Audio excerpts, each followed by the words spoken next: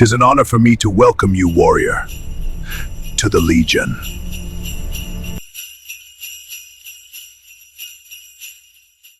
The Green Monster, directed by E.J. Martel and produced by Louisa Warren.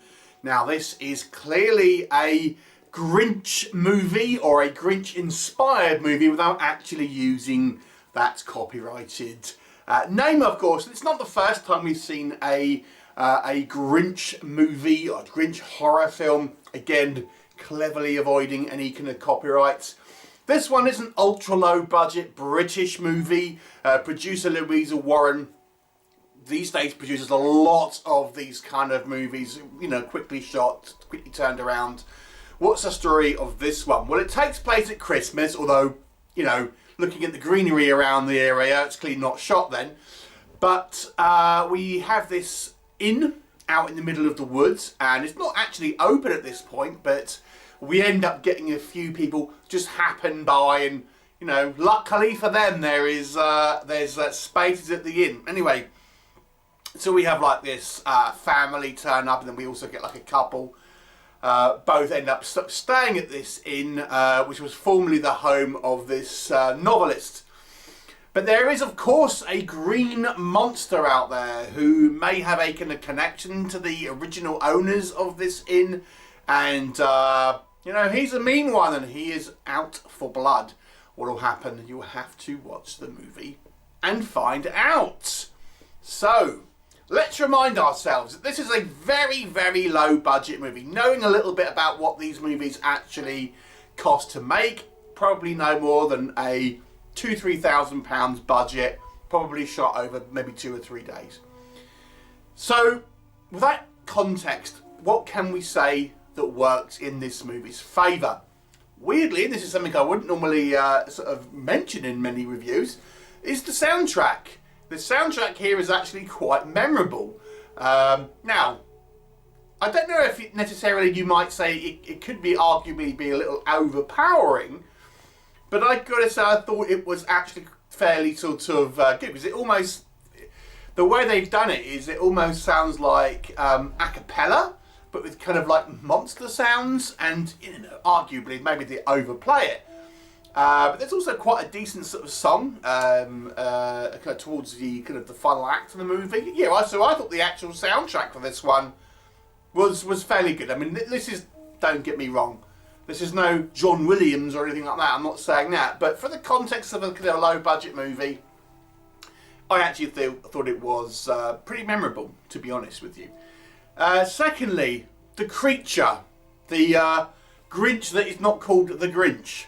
Now, when you look at this creature, I think it's easy to complain about it. It's clearly just like a guy wearing like a, you know, a fur costume. You can see the sort of like the ends of the mask and things like that. They don't really make too much of an attempt in regard to like the body to make it genuinely look like you know, hair is actually coming from it, rather than just it's like a saggy suit.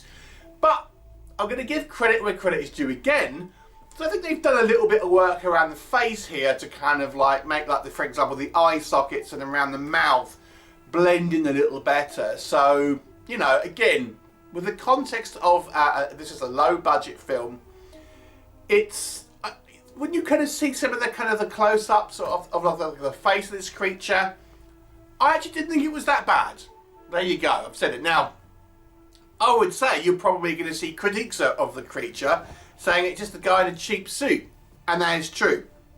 But I do think they've kind of done a little bit of work to make at least the kind of the facial elements a little bit more kind of interesting and a little bit more kind of well done. So, you know, again, I watch a lot of B movies, so I give credit where credit is due in these things.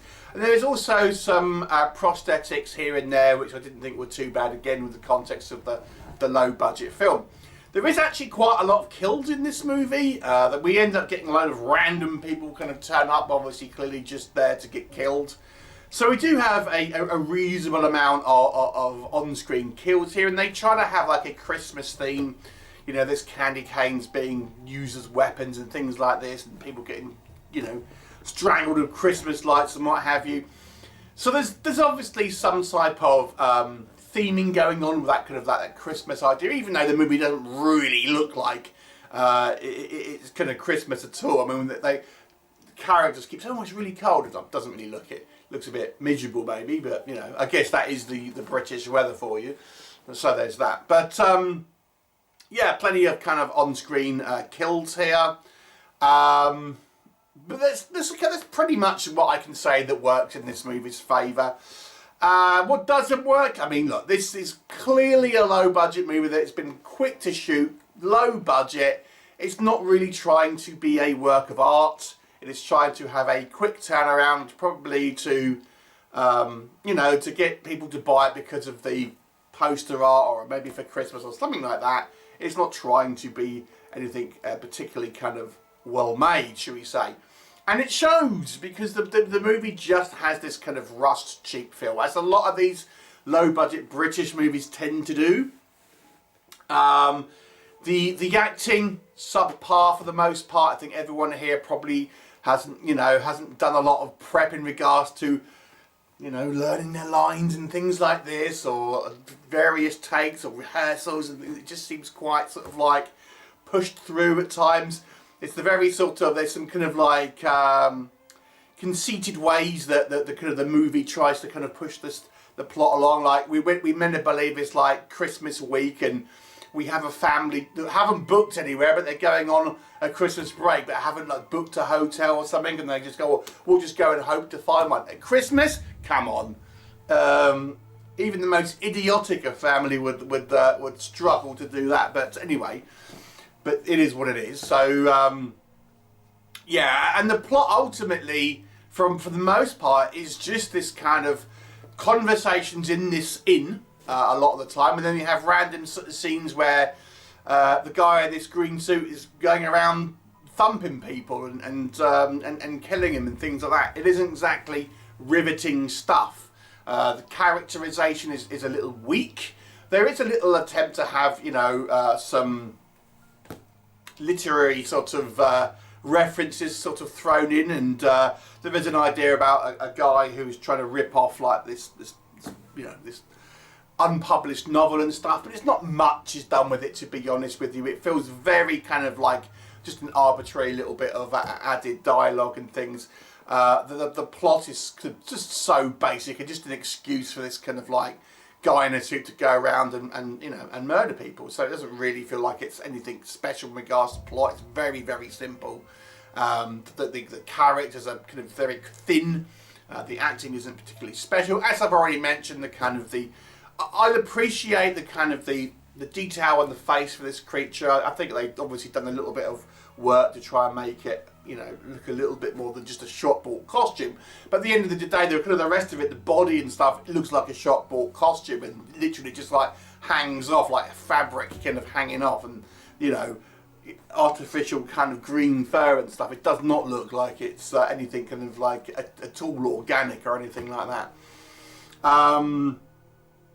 So yeah, the movie just kind of plods on with unrealistic characters and kind of poor acting. It's just very much a throwaway film. It just has this incredibly cheap and cheerful kind of feel to it. Look, I've said a couple of things I don't mind about it. Hats off to the music at the very least. But ultimately, it's pretty forgettable. You know, I'm going to give it a 3 out of 10. What were your thoughts if you've seen it? Leave me a comment, and I'll look forward to seeing you next time. Be careful of explosive Jimmy Smiths.